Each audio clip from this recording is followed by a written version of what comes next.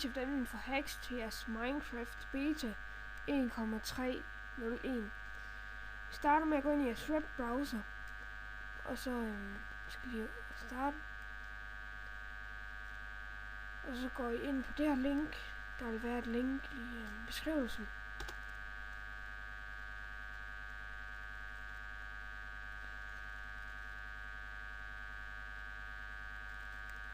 Så skal I så bare downloade den herfra. Og så når jeg har downloadet det, så har I den her. Så åbner I den så. Og så har I de her ting. Så tager I dem her og smider dem ud på skrivebordet. Bare trækker dem ud på skrivebordet. Så skal I hernede, og så skal I skrive procenttegn, app, data, procent, tryk enter. Gå ind i Minecraft mappen.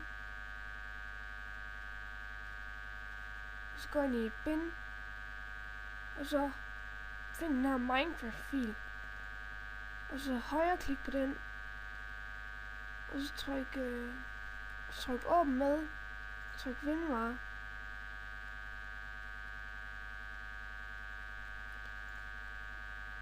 Så åbner jeg filerne her. Så markerer I dem alle sammen. Og så smider I dem ind i... trækker dem bare ind her. Jeg har allerede installeret det, så jeg vil ikke gøre det. Og det samme gør I med en anden fil her. I tager bare dem alle sammen, og så trækker dem bare ind.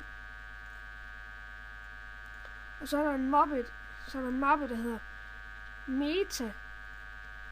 Der er en mappe, der hedder Meta INF. Den skal I slette. Jeg trykker bare på den, og så trykker I delete på jeres skrivebord. Og så trykker ja, når den spørger, om du vil slette det. Fordi den sikrer nemlig hacks, den ikke kan lave. Og hvis man sletter den, så kan man godt få hacks. Og så lukker I den bare ned igen. Og lukker den her ned igen. Og så prøver vi at åbne Minecraft. Hej, og så når vi er kommet ind i, så er vi inde i Minecraft her. Og så er det ene hacks til, at du bare kan trykke på 10. Og så kan du bare vælge alle ting. Og så når du trykker på dem, så får du så mange som muligt. Så trykker bare duf, og så har vi dem. Og så det her, det er skraldespand. Her kan I bare trække dem hen, og så droppe dem for at slette dem. Og her der kan I gemme dem. Og så kan I så ind på en anden bane, eller så kan jeg bare altid trykke åbn, og så åbner den lige præcis den her hånd. De andre hacks, det er command hacks, så man kan skrive koder ind. Hvis man trykker T, for eksempel T, og så time, day, så er tiden lige pludselig dag. Og der findes alle mulige T, fly, så kan I så flyve og trykke space, og så findes en masse. Men der vil være et link til, hvor alle de der ting står, man kan gøre. Og så kan man også sætte sit spawn-sted. For eksempel hvis jeg vil spawn her, så skriver jeg set spawn.